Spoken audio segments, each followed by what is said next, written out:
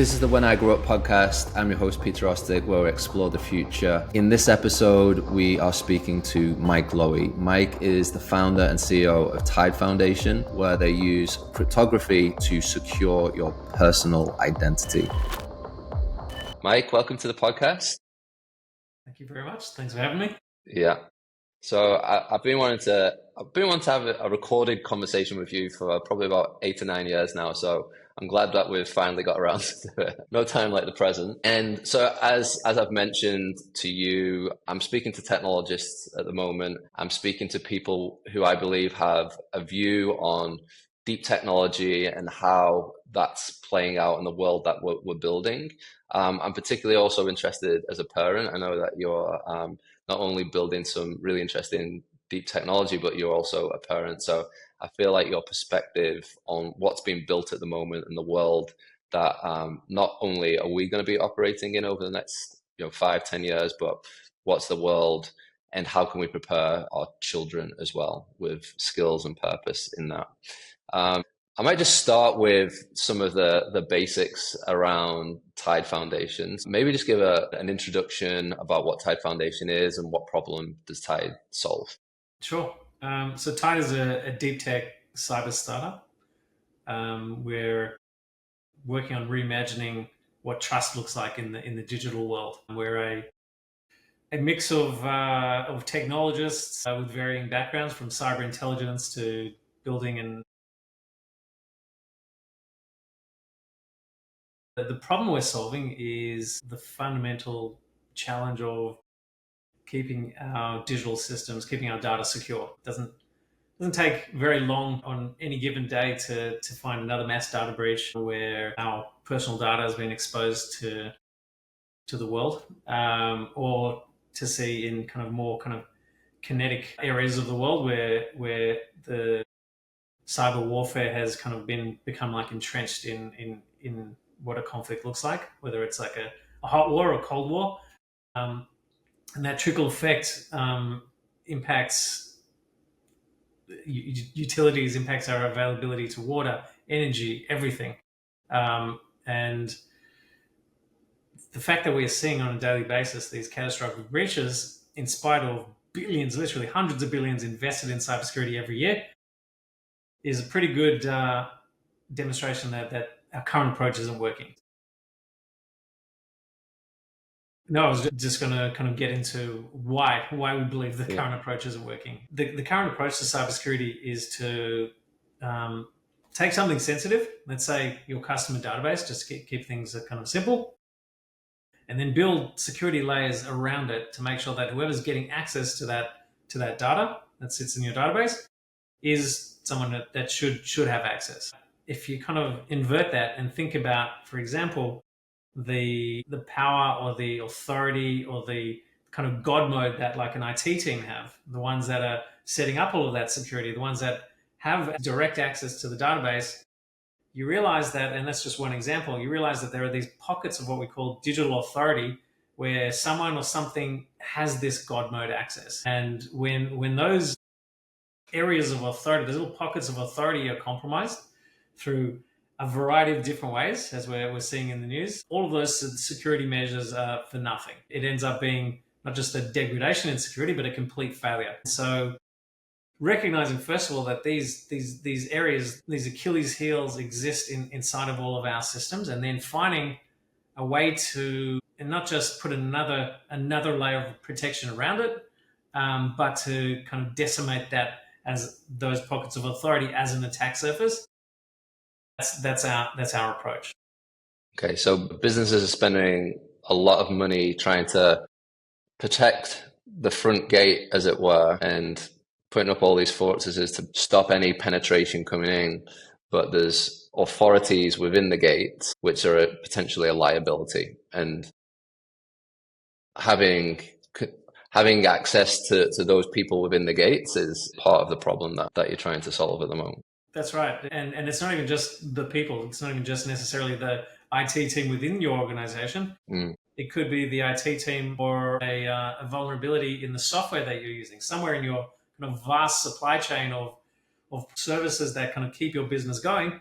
Even cybersecurity products. It's in the recent news, you're seeing examples of cybersecurity systems themselves being compromised by sophisticated actors, and then everyone relying on that particular piece of software, which you're kind of blindly trusting to monitor or secure or manage access. When that thing is compromised, then everyone using it is also compromised. So we have these authority points, not just within your team. It could be also within your your cloud provider, your software vendor. They're kind of sitting everywhere, which is part of the problem. Yeah. So for a consumer, why is this such a big problem? How would you quantify this as a problem as a consumer? For a consumer, I think we're kind of numb to the emails from our airlines, from our health provider, from our bank, from whoever. Sorry, you've been caught up in this breach. We don't know what's been stolen yet. And then the second email comes, so sorry, your personal data has now been exposed to the dark web. Don't worry, we're working with the authorities. There's this ID service you can use.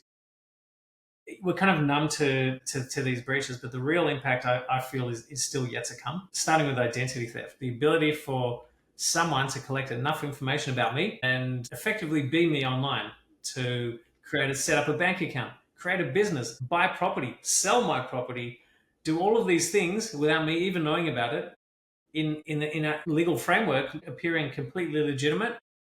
But the damage from that, we're starting to see it. So we've already seen, I think there was an Australian woman somewhere near Byron who had her identity stolen from the Medibank and Optus breaches, or at least allegedly.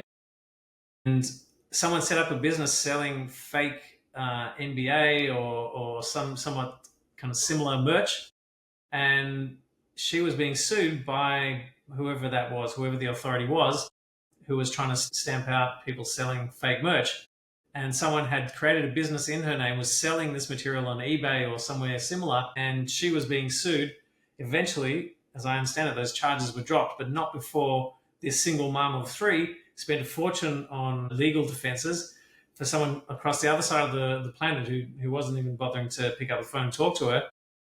But for her, the damage was already done, and there's no one there to clean up the damage in that respect.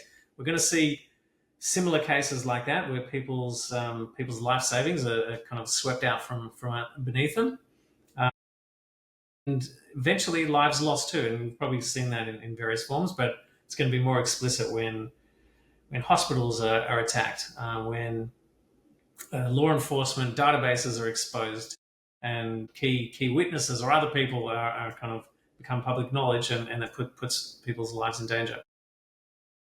Yeah, that's an interesting, because I feel like a lot of the attention in the media at the moment is about people having videos, like politicians or actors, famous people, celebrities, having the likeness represented with deep fakes in a video. But the ability to actually get behind that and actually take over your whole kind of like background of identity is incredibly scary.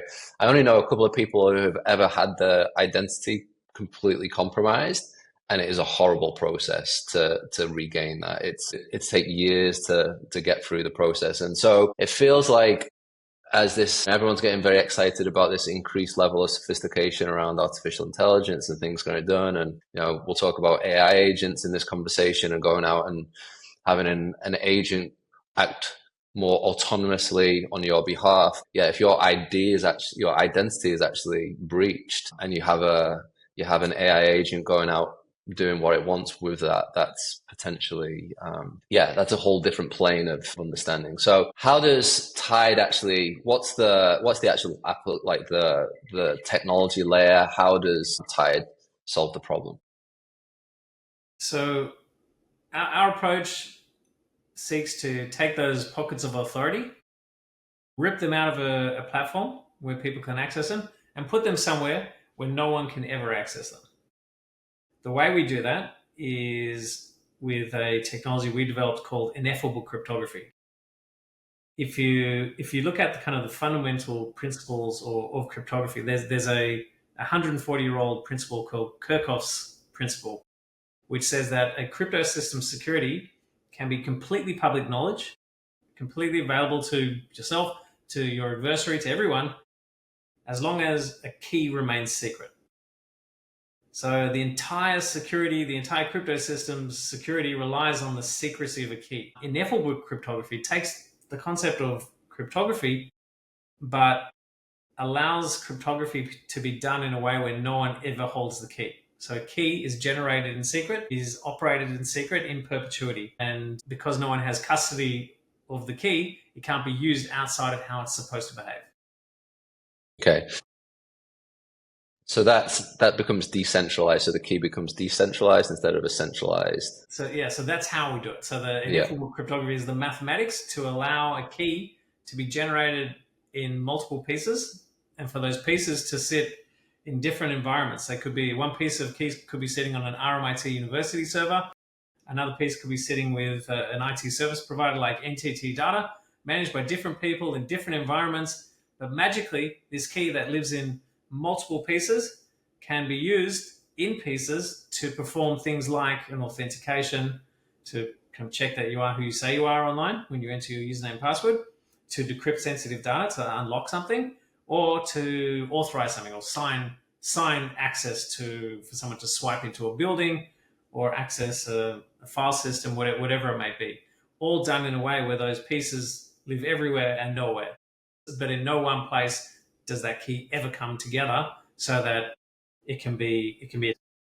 Okay, so it's split up, broken apart, and then distributed far and wide. And when it's needed, it's brought back together. Never brought back together. Never brought back together. But it's operated the way it works. The category of technology is known as multi-party computation, which is just a fancy way of saying instead of taking that key or doing something sensitive in one place on, let's say, one server, where if that server is already compromised, so is your entire process. Instead, each of those servers holding a little piece of that key will perform a small part of an operation. So they'll provide a small piece in a puzzle that when those puzzle pieces are given to the rightful requester, if you're the rightful requester, you take those puzzle pieces and bang, you've got the decrypted piece of data. You never got the key, and the key was never compiled anywhere in one place. Okay. So how's that different to today? So today people are using like two-factor authentication. They're using I feel like so much of the web applications out there use some sort of Facebook or Google login. Like how's that different? How's two-factor verification different versus something like Tide? It's probably the common thing that people can understand. So ineffable cryptography is the science. The delivery mechanism for this new capability lives in what we call our cybersecurity fabric. So that's the name we've given to the decentralized network that generates and operates these keys in perpetual secrecy. How you use that capability really depends on what you're building. So we've created this tool for platform developers to be able to lock sensitive data, identities, or access rights behind these keys that no one will ever hold. So that the whole point being, you can breach their platform, and what we call that digital authority to unlock something doesn't live there anymore, doesn't live with the IT team. It lives in this place that ensures that it's only wielded in the way that you want it to, in this programmable way. So using that capability could be used to secure critical infrastructure, a password manager, a CRM, social media site. There's all manner of different use cases.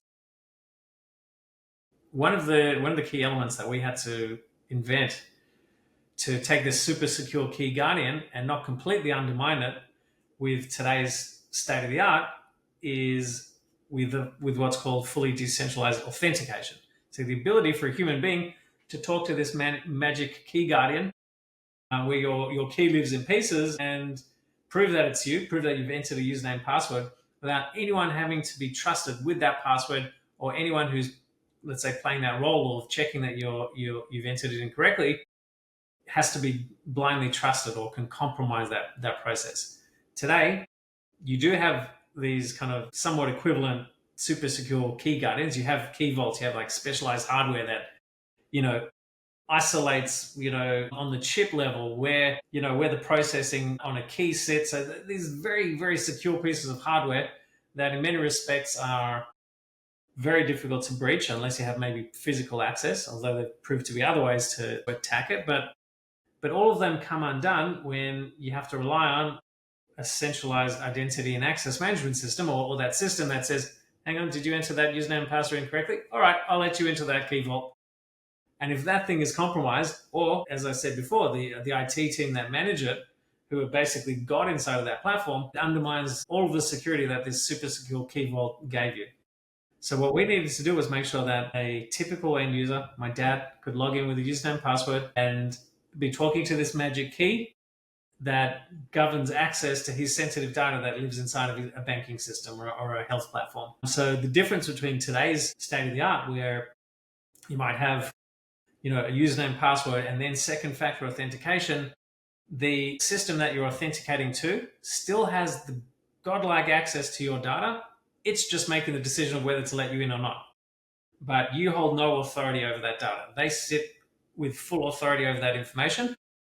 Whereas what we do is we flip the script. Through the act of authenticating, you're bringing authority with you to enable that platform to use your data, rather than them having carte blanche access, which today presents a massive liability for them. And for you, the individual, presents the need to blindly trust them, and then that's the next email heading your way when they get breached.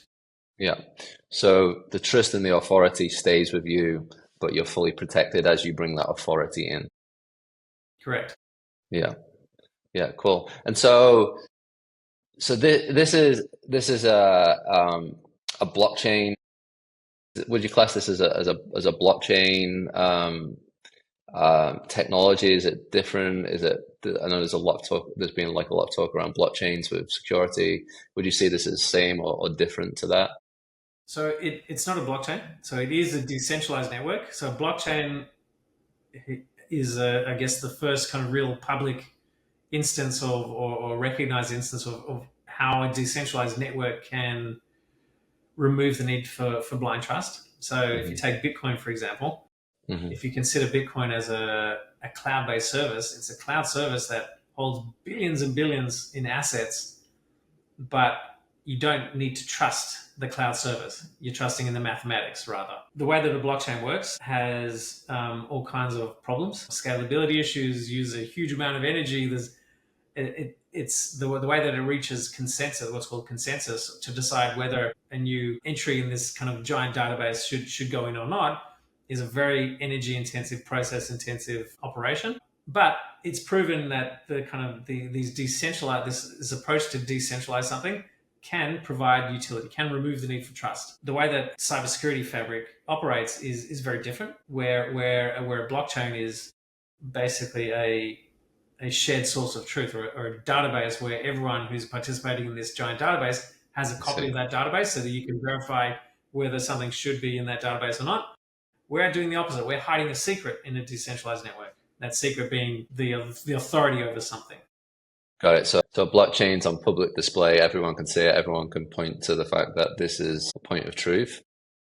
But with Tide's fabric, you're hiding, like the cloak is there to hide the key from view. Exactly. Hide the key, but in a way where you can verify that it's acting the way that it should. That the key that unlocks your data can only behave in a certain way. So you have that level of transparency that you have in a blockchain, and that verifiability, as it's called, rather than kind of blind trust in some kind of security team or promises. But the way that we've built it is you can verify that it's working the way that it should, but the secret itself is never revealed. That makes sense. Okay, and so like where's Tide? Where do you see Tide in the scaling of the technology? Like what are the hurdles to overcome to be able to scale the technology and into, because when you hear about the technology and hear about what it does, it makes total sense in today's landscape. So what are the hurdles that you guys as a company need to go over to have the technology integrated and have it scale? First challenge we had was inventing it, was creating it. We have a unique set of skills in our team that present the ability. We have the firepower to be able to, innovate, create new mathematics to really tackle this fundamental problem. So creating the technology was the first problem.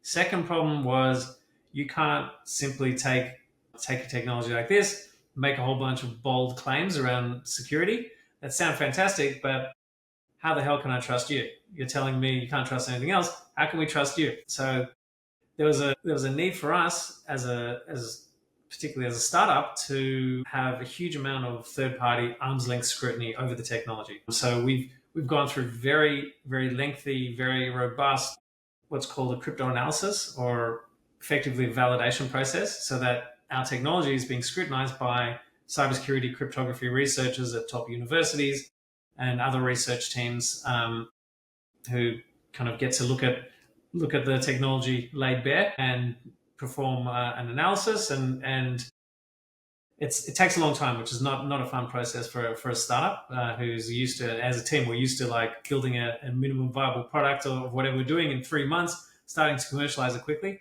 This has required a very kind of more very patient approach, but it is a very necessary part of the process is for us to introduce a trust technology, is that it's had a lot of scrutiny, and it's not just us making a bunch of claims.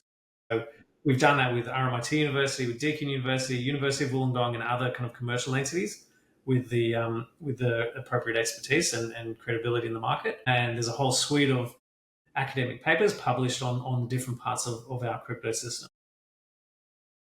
So how long have you guys been running at this problem now? For more than 6 years now. Yeah. The startup actually began as a completely different business, as you do in startup land, and it ended up being that the way we proved the platform we had built, which held very sensitive data, how we managed to prove to enterprise clients using our platform that we could remove ourselves as a risk even if we get breached. That ended up being a hard pivot point where we then set out to kind of create the technology in a scalable way so that any platform could tap into those benefits. So you were feeling a problem that you had yourselves, and then you went off and tried to solve that problem.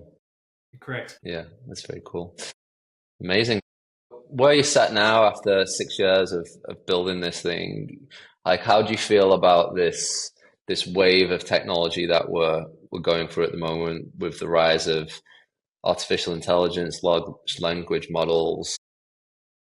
There's a lot of talk and excitement about AI agents and the ability for agents to be more autonomous, go out and, technology go out and do things autonomously on your behalf. Hence the question before around like identity. If an agent's going out and acting on your behalf, you want to be able to secure that it's actually you, or it's you're verified that that agent's working on your behalf. So I'm interested on your thoughts on where that whole like AI agent piece goes, because it feels particularly relevant to Tide. And just get your general take on things that you find interesting, curious at the moment, and we'll flow from that. Yeah, so it's a big question. Yeah. I feel like we are lucky that we saw the writing on the wall in terms of how the problem in cybersecurity is going to just be amplified with the direction that and the pace with which technology is evolving, in particular when it comes to AI, in particular when it comes to autonomous AI.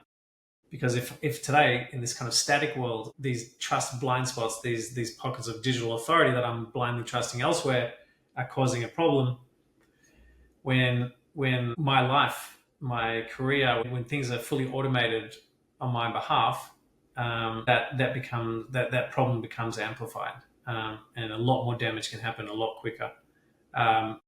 Even, for example, starting with today, if you consider how much AI that we're interacting with today knows about you beyond, let's say, just the raw data. So let's say you've trained an AI model on your personal data. It has access to all of your emails, your personal files. It knows a huge amount about you. That would be seriously damaging or embarrassing, or potentially life-changing in a bad way if all of that information was exposed to the world. But if you add on top of that the context, effectively what you're thinking with an AI agent as you're interacting with it, for it to give you something useful back. Like, for example, you're sharing, let's say you're in a legal case. It might have, the AA might have all the case data, case law, everything else that it can kind of use to inform you. But then you're sharing your strategy, you're sharing all this context that on top of the raw data is makes it very powerful in that you can get much more meaningful responses back. But if that context is shared, you're basically sharing your thoughts, and that can be really damaging, because if those are exposed, then your adversary in that particular case knows your strategy, knows what direction you have, knows what flaws you have in your own case, and can completely undermine you. That's just in the context of a law firm, for example, or a legal case, but it applies in health. It applies all over the place. Yeah, because I think the interesting perspective there is that we feel like, I mean, we've just gone through a mini cyclone. I don't know if it was actually a cyclone. It was a low pressure event or something. I think it turned out, but the power went off for 24 hours, 36 hours here, and you realize like how reliant on electricity we have become. And when you think about like the reliance on technology at the moment,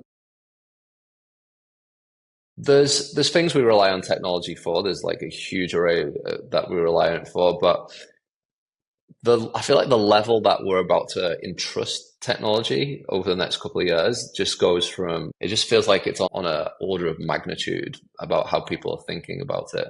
And as you said, like it's really opening up the kimono, right? You're getting to a point where you really, for some of these things to work properly, you really want to give it as much access to you as possible, which is based upon the current climate of just every company seems to get breached. Every company that seems to do anything on the internet, no matter how large or small, seems to get breached. We're moving into that space on pretty murky ground. So I can imagine as you as developing a technology like this just must be like, I mean, I know you've probably been like waving from the rafters for the past 5 or 6 years going, hey, like, look at this problem, we can solve it. But it just seems like what was just an incredible problem, I just can't even comprehend how big this problem could become moving forward. It's compounding. I mean, even if when we started having our conversations, years ago, it was already a problem then, and that was before in Australia you had Medibank, Optus, more recently Janaea, all of these high profile breaches.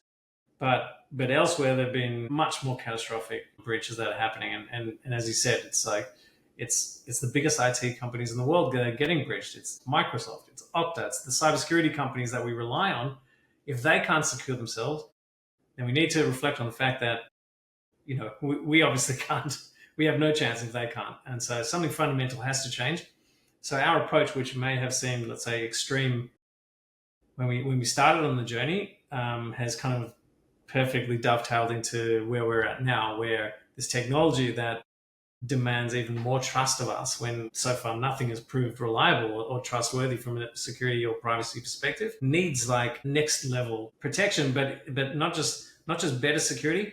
It needs to be something that we can verify. No one's going to blindly trust it anymore. And so yes, we're lucky that we've been kind of working in the background on a solution that may have seemed at the time initially going a long distance to solve a problem, but it's the only way that when technology converges the way that it does, we can really solve this problem in a fundamental way.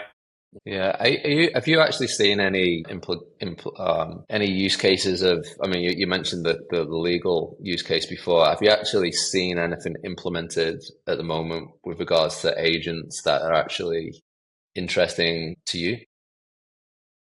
Yeah, heaps. There's some really interesting ones from a health perspective, and most of what I see is kind of in the R&D sphere as opposed to kind of commercially available products. But it paints a pretty vivid picture of what to expect. Think of in health, like you get your blood test maybe once a year, and you get a report at the time on what your results are, kind of anything that kind of sticks out as being unusual. But in between active visits to the doctor or active interventions. There's not much that is kind of working in the background, monitoring your health, and making decisions or helping you make better lifestyle decisions that can treat a problem that you haven't identified yet, or to treat a chronic disease. AI agents have the ability to learn from and contextualize and keep building new knowledge on top of vast amounts of data. It doesn't get distracted. It doesn't forget. It's very goal oriented. So if it knows this is what I'm working towards, it can recalibrate. If it sees that, for example, it's seeing what you're eating. If it sees what your next blood test result was like, if it knows of things in the area, like there was a cyclone or other events, it can actually incorporate all of that knowledge in ways that autonomously it can then impact or influence your lifestyle choices.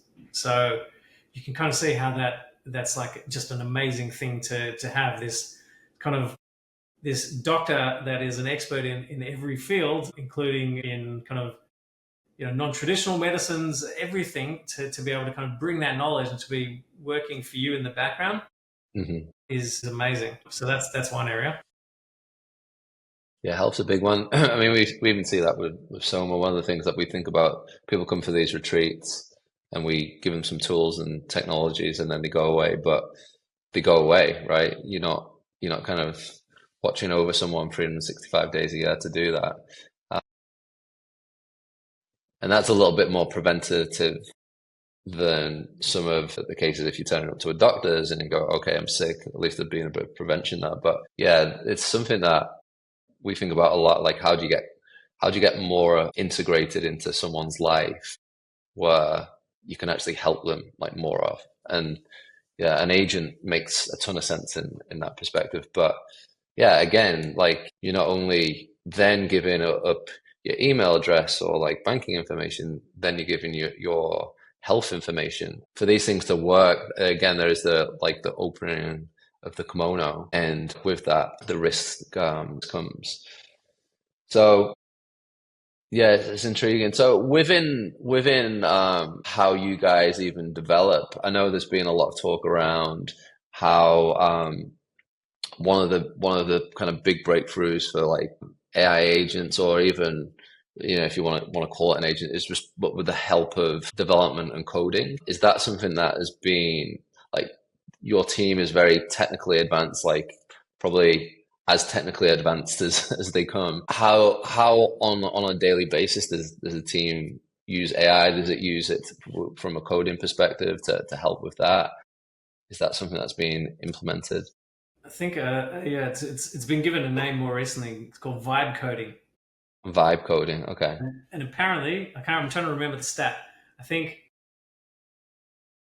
a huge portion of startups that went through the recent Y Combinator cohort were vibe coded products, or at least like huge portions of their product was coded by AI. So you can see the benefit of rapidly building a product with kind of repeatable code that can even do its own unit testing and do all of these things is pretty spectacular. And it's funny because if you'd given your like a parent advice, if you thought about what to tell your kid to study, maybe, I don't know, 5-8 years ago, you would say computer science, learn to code because your future's secured. Now the technology is going to be coding better than you and quicker than you and more efficiently than you. So already that's changed. As far as us, like we if you're not kind of building the tools, then you're kind of experimenting with them as much as anyone else is. So yeah, we experiment with it. None of our core technology is developed with AI, but we certainly use it to perform testing, to do all kinds of things, to build use case examples, to whip up examples is just amazing. And there's a real opportunity for us to actually to partner with a AI code generator, so that we can solve one of the fundamental issues with building a product with AI generated code is that how do you trust it? How do you rely on it? How do you know that it's not riddled with bugs, because it probably is? And how do you know that there's not a misconfiguration that's going to expose all of your customers' data?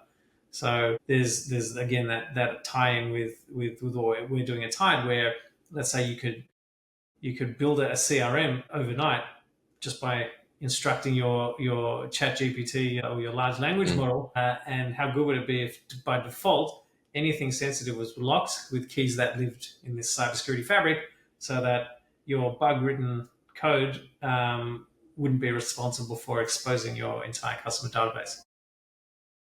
Got it. Yeah. Yeah, it's interesting. I mean, so you raised an interesting question, well, an interesting point before around if you were training, if you were telling your kids 6, 7, 8 years ago, like what to do in future, go and learn computer science and go and learn how to code. That's moved pretty quickly. I think it's like something like 60, 70% of the code on like GitHub now is like AI generated. So how old are your kids? 7 and 3. 7 and 3. So how are you thinking about your children now I mean, they'll probably be graduating what, 240 something from like university, perhaps? Like You're how are assuming you that think? universities will still exist, but Yeah. okay. Well, okay, that's a good question. Like, how do you think this whole thing is changing? And I know this is a little bit blue sky, like from this point here, but what's your take? I mean, you've got kids, you're in like deep technology. Like, how are you thinking about education? How are you thinking about like skill development for the kids? Like where are you thinking? uh, to help myself tackle that idea or that concept, I try and think about it in different horizons. So like there's the immediate horizon, there's the kind of the medium term. The immediate horizon being, here are the tools, the AI tools that are available. Here's what I think is emerging next, and how's that going to play out. And then there's the medium term of, what's this going to mean for mine and within mine and their lifetime. And then there's the real blue sky stuff of, what about, you know AI is self-aware and all of that kind of stuff. So maybe just put that on Yeah, the side for the moment.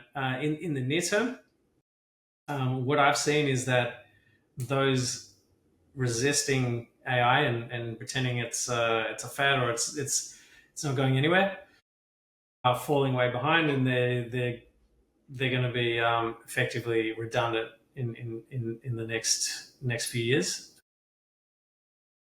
What I'm seeing, as you said, like, so much of code is already generated with AI. It's not that people are building product and they're just shipping it out there and saying, okay, our job's done.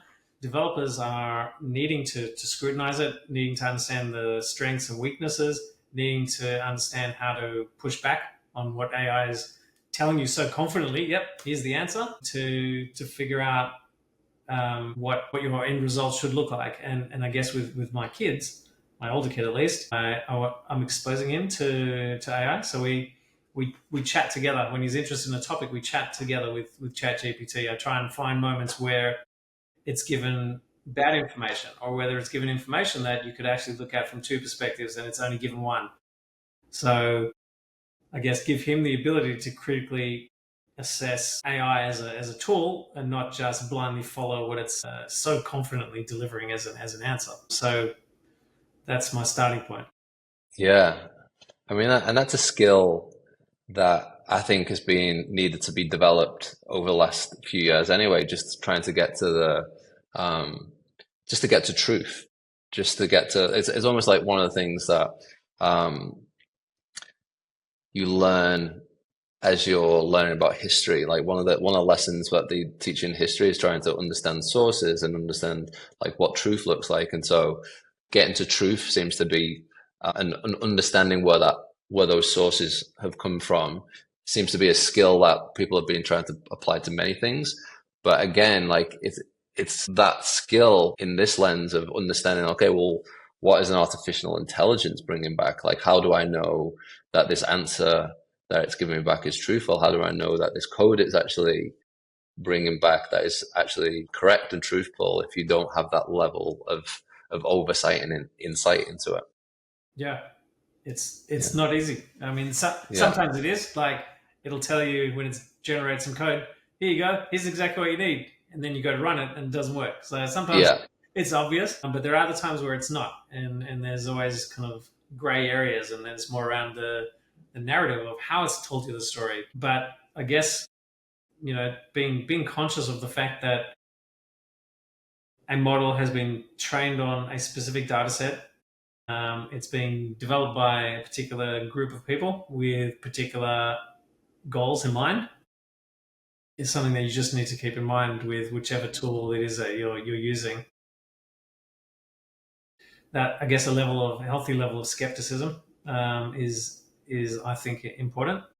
And then, but ultimately, longer term, the ability for this technology to be reined in a sense, for at least for my own use, or for myself or my family. I would want my autonomous agents to be trained with my values, my family's values, with my ethics, with what my comfort zones are for myself and for my kids. And I think that's going to become critical to mass adoption, or certainly critical to adoption in a way that isn't shooting ourselves in the foot. Yeah, that's an interesting perspective because I wonder how many people truly understand or can codify the ethics or the values and actually, you know, that takes some time. I spent a lot of time with people trying to get to the source of those things. And Yeah, I can tell you, even with people who think about that they're not always very clear like on that. So what you think might be like clear ethical position or clear value statement might change in that. From an education perspective, like how much credence do you give to this idea of like zero marginal cost of expertise? Like this idea that expertise over the next coming years is just going to keep plummeting down. And so if you're a lawyer and you've been trained to, you know, build expertise around like cases and nuances and pattern recognition on specific cases, that's what expertise like looks like. Just this idea that expertise goes to zero. So if there's any answer that or any sort of professional service that I need, at some point the cost to access that is going to be close to zero. Like how realistic do you, from your perspective, do you think that is? Do you think within what sort of like short, mid, and kind of the third yeah. horizon time? Is that like AGI horizon, or is it within?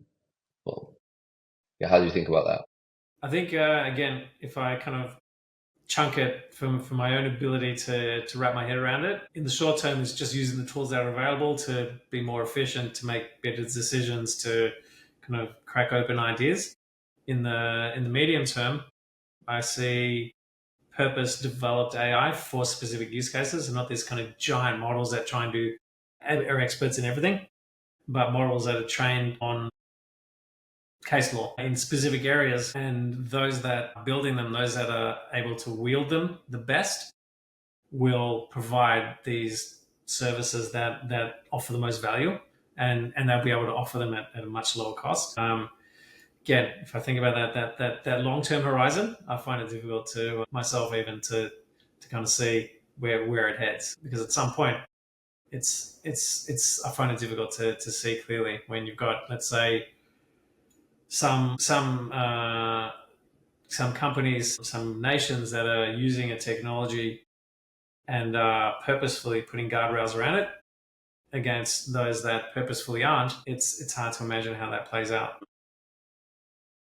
Yeah, there's a bit of a crystal ball needed there. So what skills do you think will be useful for kids now? As you mentioned, you say 3-year-old and a 7-year-old. Like what skills do you think will be useful over the next coming years, and how do you think about developing those?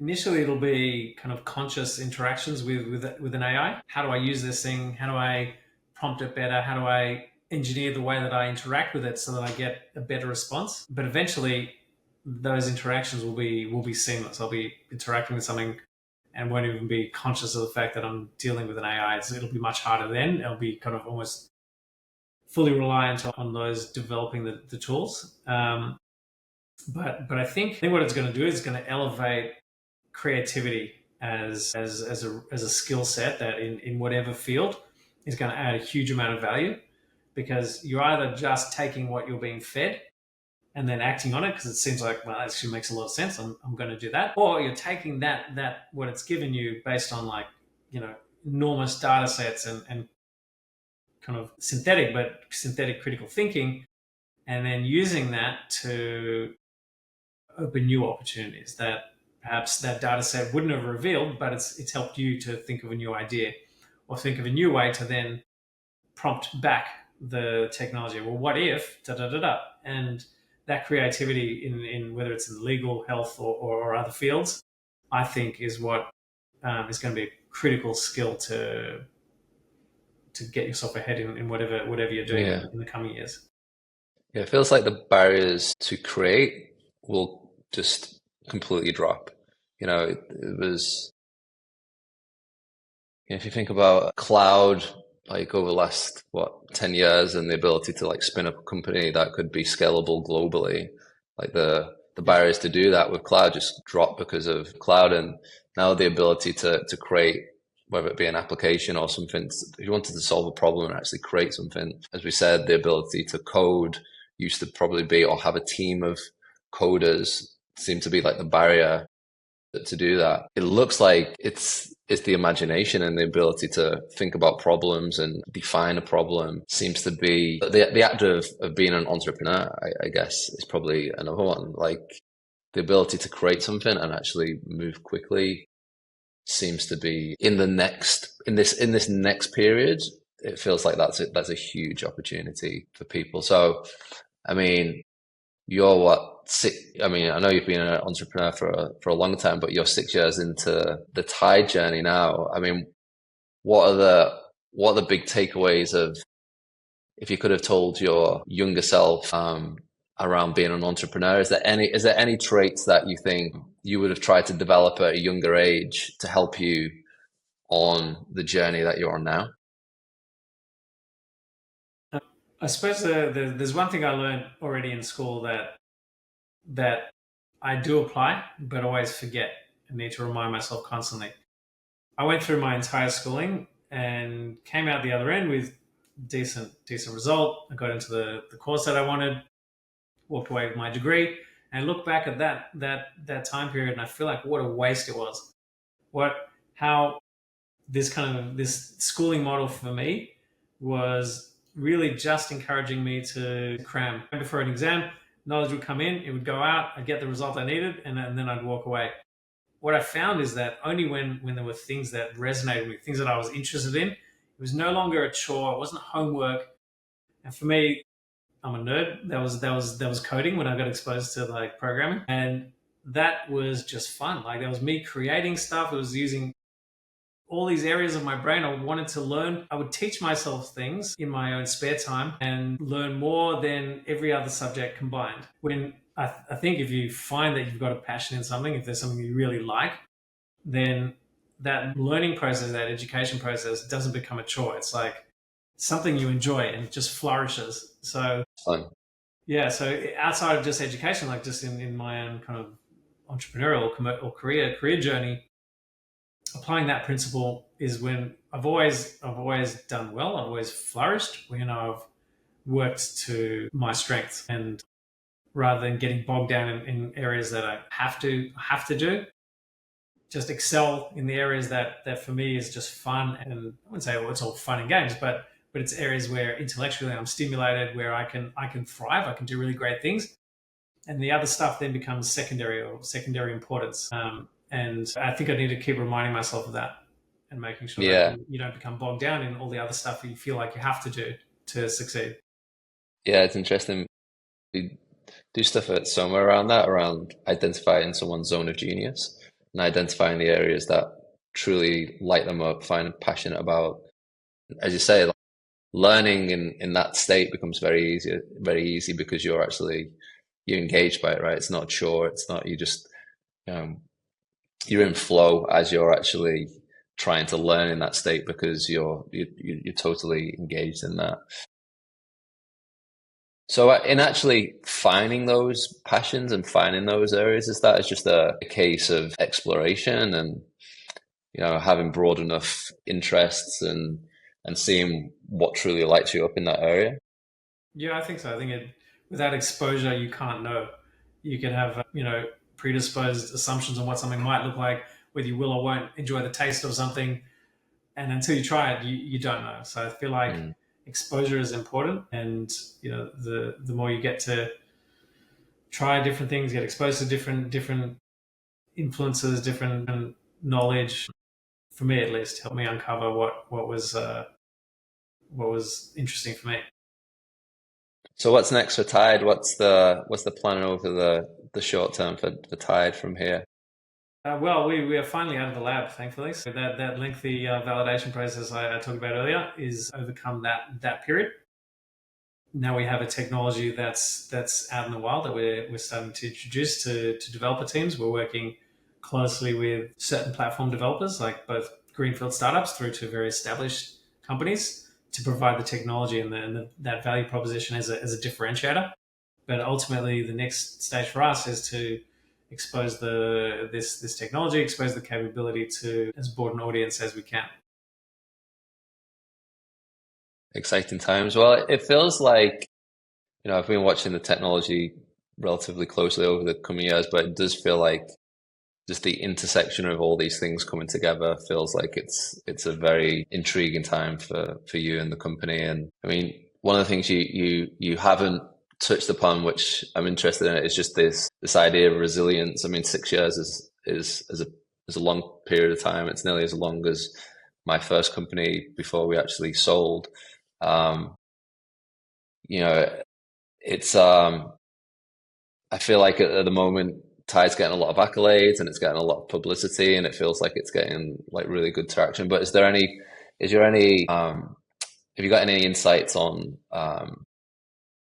persistence and resilience in the journey? I can imagine there's been some ups and downs on this journey in the 6 years. Yeah, So is there any thoughts you'd share there? yeah, we've had to be persistent. We've had to be patient. We've had to be resilient, and we've had to get kicked in the nuts on a number of occasions throughout the journey. One of our challenges is our geographical disposition. Doing a business like this from Australia is much more challenging. If we were in Tel Aviv or Silicon Valley, it would have been a much quicker, much more. We would have been sitting on a much bigger initial investment to get to where we want to be quicker.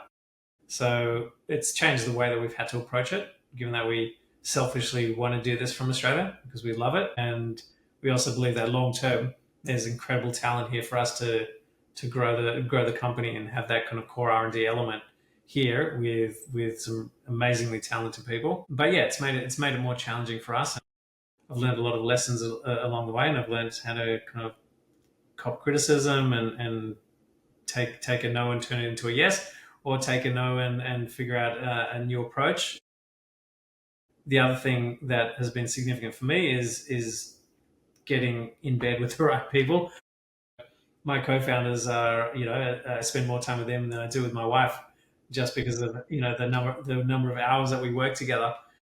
So finding people that you can trust when your back's against the wall, and maybe you kind of only learn that through experience or through experience with them. But that has been a big factor for me. When things were difficult, being able to share that with others who are suffering with you, who are in the trenches, and be able to laugh about it together is something that just helps you persevere and get through it. So for me, that's an important part. Yeah, having a sense of humor is pretty handy being an entrepreneur sometimes. Yeah, you got to laugh. Cool. Well, I found that super useful, Mike. Thanks for sharing and taking the time. I know that you've got plenty on at the moment, and so I don't know, taking an hour to actually talk about some of this stuff is is really appreciated. But yeah, wish you all the best with it. And I think it's like if you look at some of the things that people are doing for society at the moment, this feels like it's up there. It's when you talk about security on a mass scale, this is something that really feels important. So I feel like it's a really good societal thing that you're doing. So Good job. Keep fighting the good fight, and we'll speak soon. All right. Thanks a lot, Pete.